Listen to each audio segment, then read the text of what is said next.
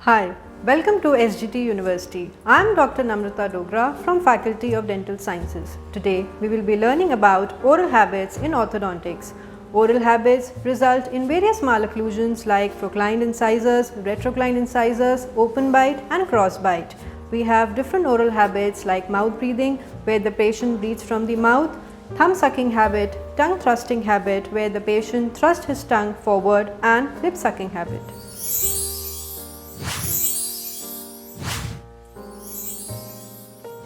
This is a thumb sucking habit. You can see the patient is placing his thumb inside the mouth at various depths.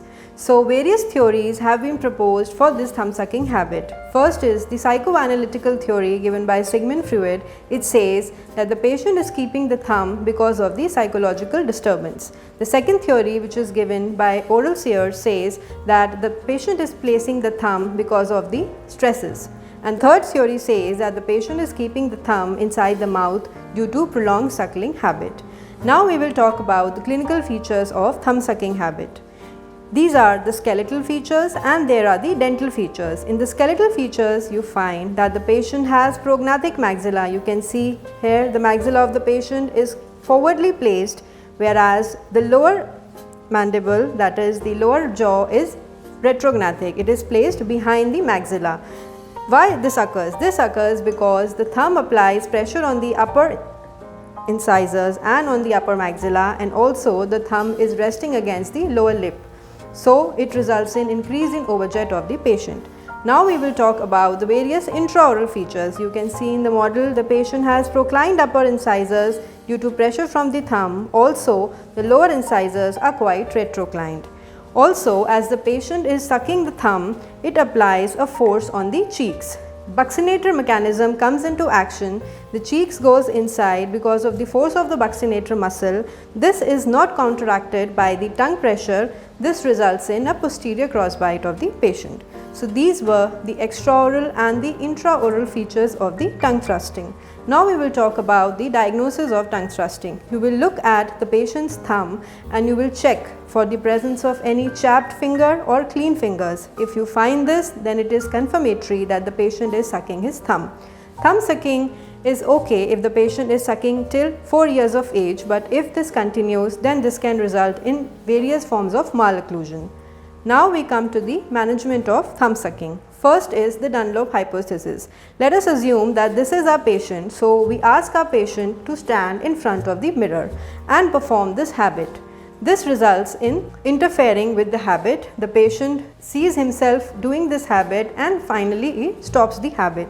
The second is we use various appliances. Now we will discuss about the various appliances which are used to treat the tongue thrusting habit. We have removable appliances and the fixed appliances. You can see this is a removable appliance. We will discuss about the various parts. This is a labial bow which is placed from canine to canine. This is the Adams clasp which is placed on the first molar. Similarly, another Adams clasp is placed on the other molar. This is a base plate which is made, which is 0.1 to 2 mm thick. The main component of this appliance is the tongue crib. You can see this is the cribs.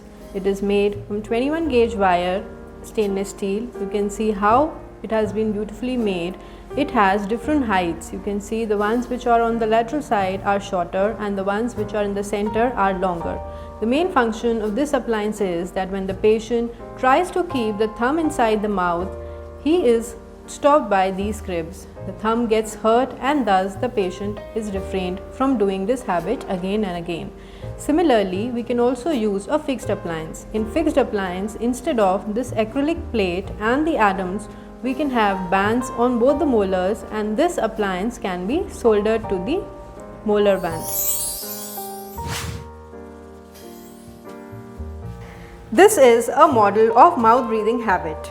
You can see the patient's mouth is open. This means the patient is taking air from the mouth instead of the nose. Now, mouth breathing can be of different types. It can be anatomic, it can be obstructive, it can be habitual. Anatomic means that the patient has a short upper lip, that is why his mouth is constantly open and he is breathing from the mouth. Second is the obstructive mouth breathing. In this, The patient may have some obstruction in the nose, such as some nasal polyp or some nasal deviation.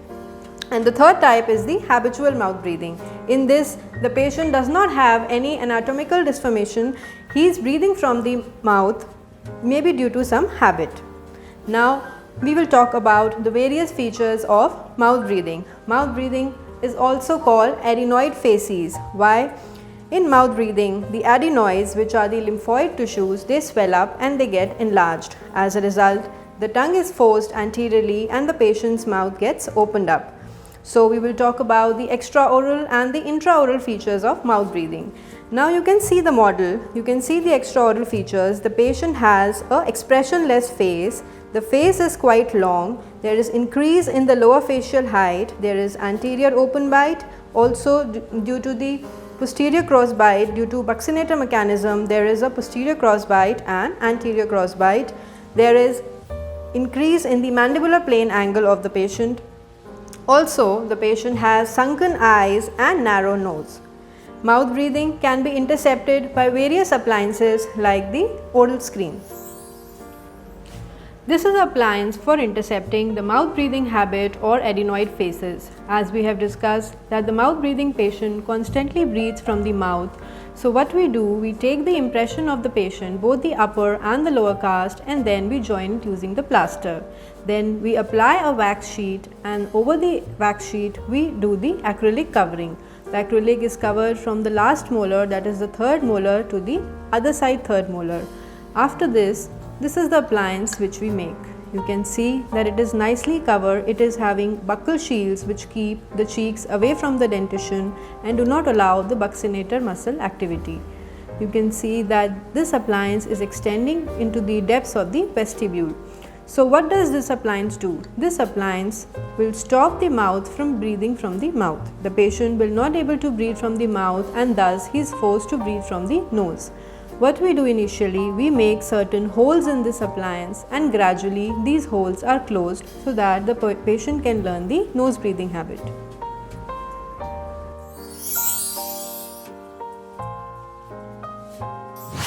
This model shows another deleterious oral habit called lip sucking habit. You can see the patient's upper incisors are resting on the lower lip. This means the patient is constantly sucking his lower lip.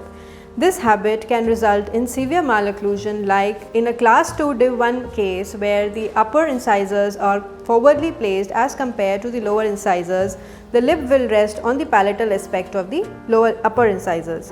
So what happens is, when a patient is playing some sports, the upper incisors, there is a tendency that these incisors will get hurt.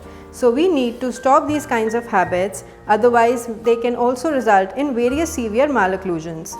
They have a deep mentolabial sulcus. You can see the lower lip is rolled outwards, upper incisors are proclined, there is a deep mentolabial sulcus activity, and the patient has an overall bad facial appearance. For intercepting the lip sucking habit, where the patient is constantly sucking his lower lip, we can use this appliance. This is called a lip bumper. You can see the various parts. This is a band on the first molar on both the sides. You can see this is a wire framework which extends labially and has a U-loop, and it is soldered to the molar band. What we do, we apply a wax on the anterior incisors and then we fabricate this acrylic pad. What does this do? This basically keeps, you can see that this pad is not touching the incisors. So what does it do? It will keep the lip away from the lower incisors, and thus the patient will not be able to suck his lower lip. Also, the pressure from the lower lip is transferred to this molar through this U-loop, and this results in distalization of the first molar. So this is a very good appliance for intercepting the lip sucking habit. So today we have learned about oral habits in orthodontics. In our next lecture, we will be learning about the various expansion appliances used in orthodontics. So keep learning, keep growing. See you next time.